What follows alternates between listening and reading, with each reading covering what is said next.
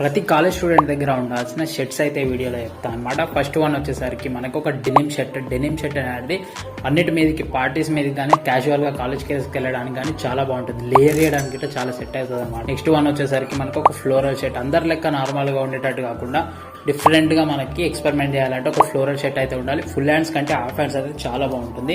ఇది మనకి 800 రూపీస్లో అవైలబుల్ ఉంది, వైట్ కలర్లో మనకి. నెక్స్ట్ వన్ వచ్చేసరికి ఫ్లానల్ షర్ట్స్ అనమాట. ఫ్లానల్ షర్ట్స్ అనేది ఖచ్చితంగా ప్రతి ఒక్కరి దగ్గర ఉండాలి, ఎందుకంటే లేయర్ చేయడానికి నార్మల్ షర్ట్స్ కంటే ఈ ఫ్లానల్ షర్ట్స్ అనేవి బాగుంటాయి.